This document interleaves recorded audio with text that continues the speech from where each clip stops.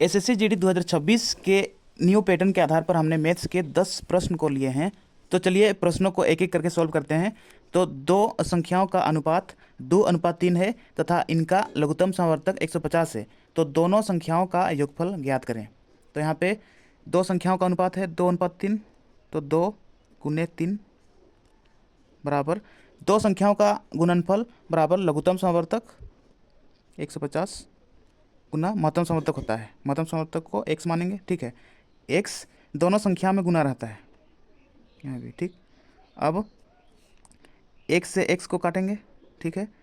तो 3 दूना 6x बराबर 150। 6 से काटेंगे, 6 एका 6, 6 दूना 12, 3 बचा 0, 30, 6 पच्छे 30, x बराबर 25। अब संख्याओं का योग निकालना है। तो संख्याएं हैं 2x प्लस 3x बराबर 2 गुना x का मान 25 प्लस 3 गुना x का मान 25,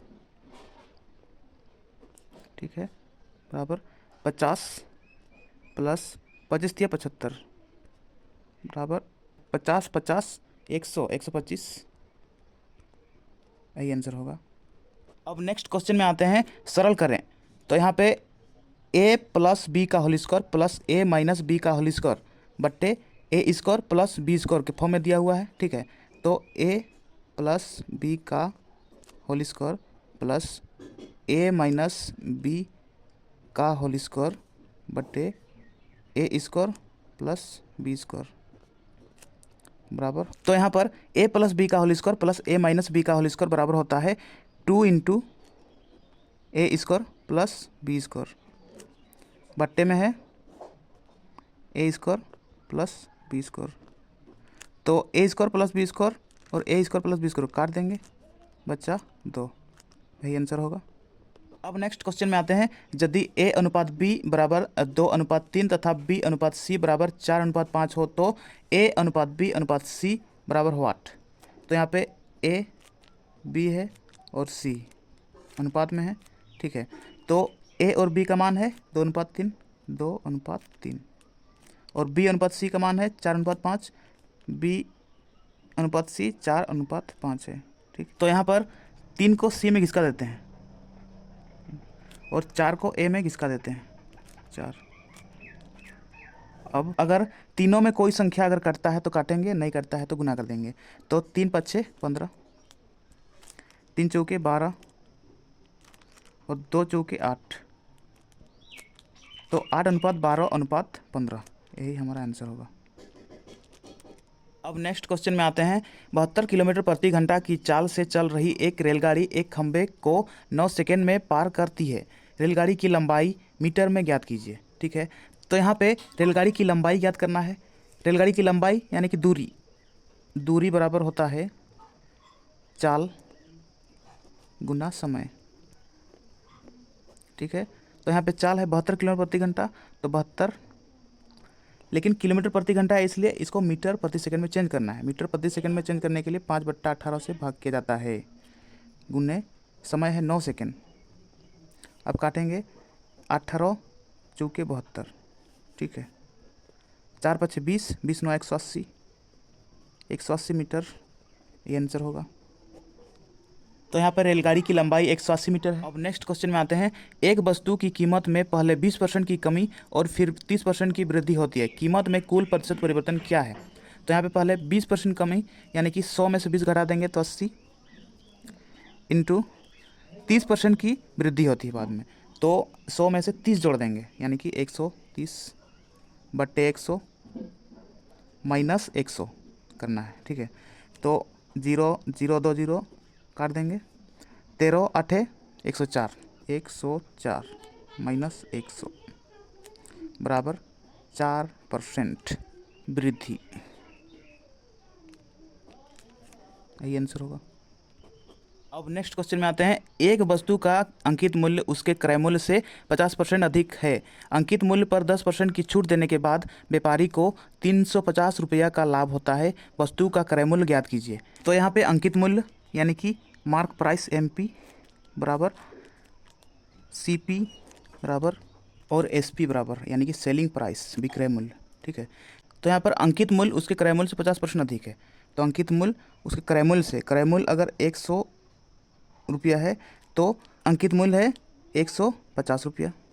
ठीक है, तब विक्रय मूल्य कितना होगा, तो 150 का 10% अगर छूट दे रहा है तो 150 का 10% छूट यानी कि 90 बट्टे 100, 1020 ठीक है, 15×9 = 135। अगर 100 रुपया में खरीद रहा है और 135 रुपये में बेच रहा है तो कितना परसेंट, यहाँ पे 35% लाभ हो रहा है, तो 35% का मान दिया हुआ है 350 रुपया, 350 रुपया। ठीक है, 35 से का 35, 35 दाएंगे 350, तो 1% बराबर 10 है, तो 100% बराबर 1000 रुपया, ये आंसर होगा। अब नेक्स्ट क्वेश्चन में आते हैं, ए की कार्य क्षमता बी से दोगुनी है, यानी कि ए और बी है, ए की कार्य क्षमता बी से दोगुनी है, बी का 1 है कार्य क्षमता तो ए का 2 है। ठीक है, तो यदि दोनों मिलकर किसी कार्य को 12 दिन में समाप्त करते हैं, दोनों मिलकर, ए की कार्य क्षमता 2, बी की कार्य क्षमता 1, तो एक दिन का कार्य क्षमता दोनों का कितना होगा, 3 गुना 12 दिन में समाप्त करते हैं, यानी कि 12 बराबर 36, कुल कार्य हुआ 36, तो बी अकेला इस कार्य को कितने दिन में समाप्त कर सकता है, तो कुल कार्य हुआ 36 बट्टे बी का क्षमता है 1 से भाग देना है।